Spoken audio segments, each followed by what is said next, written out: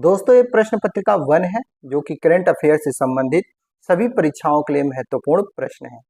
आज 22 अगस्त 2025 से आप सभी जान रहे हैं और आज के जितने भी इम्पोर्टेंट क्वेश्चन बन सकते हैं करंट अफेयर से रिलेटेड उन सभी को इस वीडियो में कवर करेंगे, तो पूरे ध्यान से देखिएगा। चलिए बिना लेट किए शुरू करते हैं।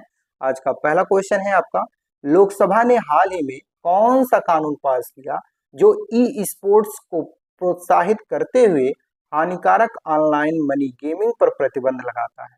तो राइट आंसर करेगा ऑनलाइन गेमिंग विनियमन विधेयक 2025 को हाल ही में लोकसभा में पास किया गया है, जो साथियों ई स्पोर्ट को प्रोत्साहित करते हुए जो हानिकारक ऑनलाइन मनी गेमिंग है उस पर रोक लगाने के लिए इस अधिनियम को लाया गया है। तो ऑप्शन बी राइट आंसर करिएगा। और यहाँ पर देखिएगा इस विधेयक का जो उद्देश्य है साथियों वो है ऑनलाइन गेमिंग इंडस्ट्री को प्रोत्साहन देना, लेकिन साथ ही में सट्टेबाजी और हानिकारक मनी गेम्स पर रोक लगाना। इससे युवाओं को सुरक्षित गेमिंग वातावरण मिलेगा, ये इसका उद्देश्य है। चलिए अगला क्वेश्चन देख लेते हैं। अगला क्वेश्चन है आपका, हाल ही में अंतरराष्ट्रीय आतंकवाद पीड़ित दिवस कब मनाया गया है? इसका राइट आंसर करेगा 21 अगस्त को। जी हाँ साथियों, हाल ही में 21 अगस्त को अंतरराष्ट्रीय आतंकवाद पीड़ित दिवस मनाया गया है। क्यों मनाया गया है? तो विश्व भर में 21 अगस्त को आतंकवाद की पीड़ितों को श्रद्धांजलि और स्मरण का अंतर्राष्ट्रीय दिवस मनाया गया। यानी कि जो आतंकवाद के पीड़ित लोग हैं उनको श्रद्धांजलि और याद करने के लिए हर साल 21 अगस्त को अंतर्राष्ट्रीय दिवस के रूप में मनाया जाता है। और अब ये 8वीं वर्ष में प्रवेश हो गया, यानी कि ये 8वीं बार इस बार मनाया जा रहा है। इसको भी आपको ध्यान रखना है। चलिए अगला क्वेश्चन देखते हैं। भारत ने किस मिसाइल का सफल परीक्षण किया जो अंतर महाद्वीपीय बैलिस्टिक मिसाइल ICBM श्रेणी में आता है?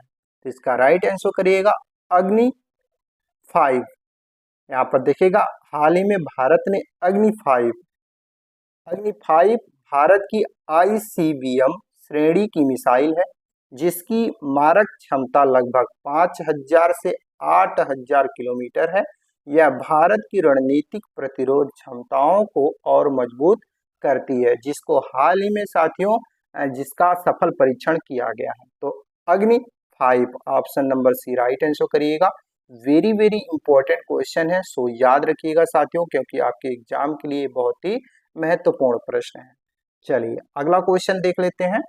अगला क्वेश्चन है, लोकसभा द्वारा किस प्रक्रिया का उपयोग जटिल विधेयकों की गहन समीक्षा के लिए किया गया है? तो इसका राइट आंसर करिएगा संयुक्त संसदीय समिति JPC। ऑप्शन नंबर जो आपका बी है बिल्कुल राइट आंसर होगा साथियों। इसको देख लीजिएगा, JPC का गठन तब होता है जब किसी विधेयक पर अधिक गहन अध्ययन और चर्चा की आवश्यकता होती है। इसमें दोनों सदनों के सदस्य शामिल होते हैं। यानी कि जो JPC है यानी संयुक्त संसदीय समिति है, इसका गठन तब होता है जब विधेयक पर अधिक गहन और अध्ययन की चर्चा की आवश्यकता होती है। इसमें दोनों सदन के जो सदस्य होते हैं वो शामिल होते हैं, इसको ध्यान रखिएगा। चलिए अगला पॉइंट देख लेते हैं। यहाँ पर है, प्रधानमंत्री मोदी ने किस शिखर सम्मेलन में भाग लेने के लिए शी जिनपिंग का निमंत्रण स्वीकार किया है? बहुत ही महत्वपूर्ण प्रश्न है और इसका राइट आंसर करेगा SCO शिखर सम्मेलन तियानजिन में जो हो रहा है साथियों, उसमें भाग लेने के लिए प्रधानमंत्री श्री नरेंद्र मोदी जी ने चीन में जो चीन के राष्ट्रपति हैं शी जिनपिंग उनके निमंत्रण को स्वीकार किया है। तो ऑप्शन बी इसका भी राइट आंसर करिएगा। देखिएगा SCO जिसे संघाई कॉरपोरेशन ऑर्गेनाइजेशन कहते हैं साथियों, इसमें भारत और चीन दोनों सदस्य हैं और यह कूटनीति मंच एशिया में सुरक्षित और आर्थिक सहयोग को बढ़ावा देता है। इसको आप लोग ध्यान रखिएगा, कभी कभी एग्जाम में पूछा जाता है SCO का फुल फॉर्म क्या है, तो संघाई कॉरपोरेशन ऑर्गेनाइजेशन, इसको आपको ध्यान रखना है। नेक्स्ट क्वेश्चन है आपका, संविधान की 130वीं संशोधन विधेयक 2025 का उद्देश्य क्या है? तो साथियों हाल ही में संविधान में माननीय गृह मंत्री जी के द्वारा 130वीं संशोधन विधेयक पेश किया गया है, तो उसका उद्देश्य पूछ रहा है क्या है। तो उसका उद्देश्य है साथियों, यहाँ पर देखिएगा, मंत्री को 30 दिनों के निरोध के बाद हटाया जाना। इसका जो मेन उद्देश्य है, चाहे वह पीएम हो, सीएम हो, कोई मंत्री हो, कोई सदस्य हो राज्यसभा या लोकसभा का, उसको साथियों यदि किसी भी अपराध में साथियों वो दोषी पाया जाता है या उसको वो दोषी समझकर जेल में बंद कर दिया जाता है और ये साबित नहीं होता है 30 दिनों तक, तो भी साथियों उसको अपने पद से इस्तीफा देना पड़ेगा। अगर 30 दिन के अंदर वो इस्तीफा नहीं देता है तो वो अपने आप ही 30 दिन के बाद इस्तीफा यानी कि उस पद से हटा दिया जाएगा। ये इसका उद्देश्य है। तो यहाँ पर देखिएगा, यहाँ पर यह संशोधन लोकतांत्रिक मूल्यों को मजबूत करता है ताकि दोषी पाए जाने वाले मंत्रियों का जो पद है उस पर बने ना रहे। यानी कि कोई भी मंत्री हो, सीएम हो, पीएम हो, यदि दोषी पाया जाता है तो वह अपने पद पर बने न रहे। इसलिए इस विधेयक को पेश किया गया यानी कि पास किया गया है संविधान 130वीं संशोधन के द्वारा। इसको ध्यान रखिएगा। चलिए अगला क्वेश्चन देख लेते हैं। अंतरराष्ट्रीय अर्थ विज्ञान ओलंपियाड, जिसे हम ICSO 2025 कहते हैं, इसमें भारत के किस छात्र ने मेडल जीता है? बहुत ही महत्वपूर्ण प्रश्न है और इसका राइट आंसर करिएगा रेयांश गुप्ता।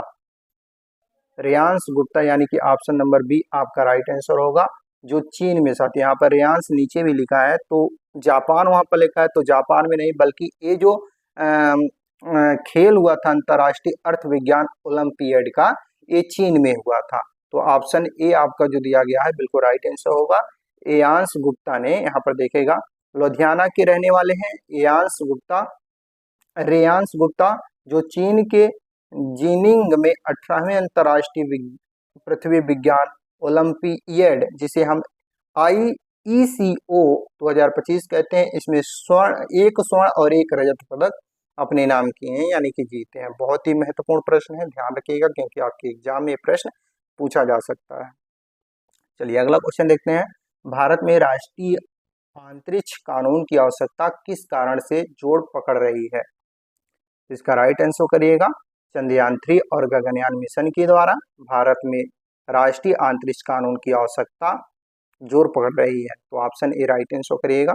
यहाँ पर देखिएगा, भारत के तेजी से बढ़ते अंतरिक्ष कार्यक्रम और निजी क्षेत्र की भागीदारी को देखते हुए राष्ट्रीय अंतरिक्ष कानून की जरूरत है ताकि स्पष्ट नीतियां बन सके। इसको आपको ध्यान रखना है। चंद्रयान 3 और गगनयान मिशन के द्वारा जो भारत में राष्ट्रीय अंतरिक्ष कानून की जोड़ पकड़ रहा है, वो मेन उद्देश्य यही है ताकि वहां पर अपनी भागीदारी को अंतरिक्ष में जो कानूनी जरूरतें होते हैं उसके माध्यम से पूरी कर सके। चलिए नेक्स्ट क्वेश्चन देखते हैं। बिहार में कितने प्रवासी मतदाताओं को विशेष सत्यापन यानी कि SIR के दौरान मतदाता सूची से हटाया गया? तो राइट आंसर करिएगा 65 लाख लोगों को। ऑप्शन सी राइट आंसर होगा। बिहार में निर्वाचन आयोग ने यह कदम मतदाता सूची को शुद्ध और अद्यतन बनाने के लिए यह कदम उठाया। इस पर बहुत सारे सवाल भी विपक्ष कर रहा है, आप लोग इससे वाकिफ हैं, लेकिन ये प्रश्न जब पूछेगा तो आप 65 लाख बताइएगा। चलिए नेक्स्ट क्वेश्चन देखते हैं। विहार सरोवर किस शहर में स्थित है जो हाल ही में समाचारों में था? तो यहाँ पर देखिएगा बिहार नहीं लिखा, विहार लिखा है। तो बिहार का जो ये शहर है साथियों, ये स्थित है मुंबई में। कहाँ स्थित है? मुंबई में है, जो हाल ही में चर्चाओं में था। अब क्यों चर्चाओं में था तो इसको देख लीजिएगा। यह एक मानव निर्मित जलाशय है जो महाराष्ट्र के उत्तरी मुंबई में बोरीवली राष्ट्रीय उद्यान में स्थित है और जिसे संजय गांधी राष्ट्रीय उद्यान के नाम से भी जानते हैं। तो यह जो बिहार सरोवर है साथियों, यहाँ पर इस जलाशय में अधिक पानी भर जाने के कारण ज्यादा चर्चाओं में आया है, समाचारों में आया है, इसीलिए ये बहुत ही महत्वपूर्ण हो जाता है साथियों। इसको ध्यान रखिएगा। इसको संजय गांधी राष्ट्रीय उद्यान के नाम से भी जानते हैं, इसको ध्यान रखिएगा क्योंकि कभी कभी एग्जाम में पूछा जा सकता है कि बिहार सरोवर को और किस नाम से जाना जाता है। तो संजय गांधी राष्ट्रीय उद्यान के नाम से जानते हैं, ध्यान रखिएगा। ये भी प्रश्न बन सकता है कि संजय गांधी राष्ट्रीय उद्यान हाल ही में समाचारों में क्यों है? तो बताइएगा क्योंकि वहां पर जो निर्मित जलाशय है, जो झील है, उसमें अत्यधिक पानी भर जाने के कारण वो चर्चाओं में आया था, क्योंकि वहां बाढ़ आ गया था, बारिश बहुत ज्यादा हो गया था, जिससे वह उसका जो जल स्तर है ऊपर हो गया था, उससे बहाव हो गया था। ध्यान रखिएगा। अगला क्वेश्चन है अन्य चक्र, जो हाल में चर्चा में था वो क्या है? तो अन्य चक्र सार्वजनिक वितरण प्रणाली है, जिसे पीडीएस कहते हैं। ऑप्शन बी राइट आंसर करिएगा, पीडीएस। यहाँ पर देखिएगा, इसे विश्व खाद्य कार्यक्रम WFP और IIT दिल्ली स्थित foundation for innovation and technology transfer FITT के सहयोग से विकसित किया गया था। तो यहाँ पर पीडीएस जो है साथियों, वो अन्य चक्र है जो हाल ही में चर्चाओं में था, यानी कि सार्वजनिक वितरण प्रणाली है, इसको ध्यान रखना है। नेक्स्ट क्वेश्चन है, हाल ही में चर्चा में रहा थट्टीकड़म या थट्टीकड़ पक्षी अभ्यारण्य किस राज्य में स्थित है? तो हाल ही में जो चर्चा में है थट्टीकड़ पक्षी अभ्यारण्य, ये केरल राज्य में स्थित है। Option number D right answer करिएगा, केरल। थट्टीकड़ पक्षी अभ्यारण्य जो है वो भारत के केरल राज्य में स्थित है। यह एर्नाकुलम जिले में कोठामंगलम के पास स्थित है, जो 1983 में स्थापित किया गया था। कब किया गया था? 1983 में। इसको आपको ध्यान रखना है। अगला क्वेश्चन है, यहाँ पर देखिएगा, 21 अगस्त 2025 को किस प्रमुख वित्तीय कानून को राष्ट्रपति की मंजूरी मिली, जो 1 अप्रैल 2026 से लागू होगा?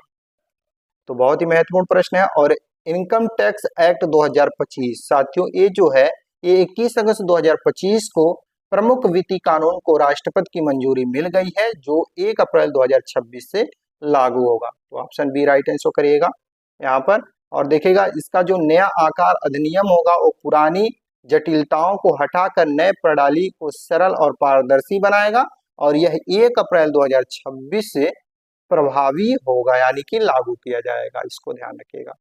नेक्स्ट क्वेश्चन है, 21 अगस्त को CCEA ने सेमीकंडक्टर द्वारा किस परियोजनाओं को मंजूरी दी है?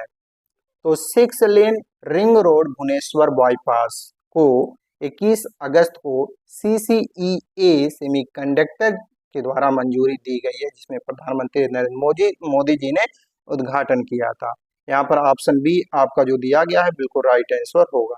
यह परियोजना भुवनेश्वर शहर के यातायात को सुगम बनाएगी और क्षेत्रीय विकास को प्रोत्साहन दिएगा। इसका उद्घाटन PM नरेंद्र मोदी जी के द्वारा किया गया था, तो इसको आपको ध्यान रखना है।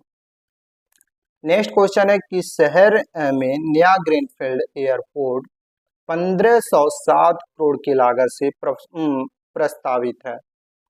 ये भी बहुत ही महत्वपूर्ण प्रश्न है। राइट आंसर करिएगा कोटाबूंदी।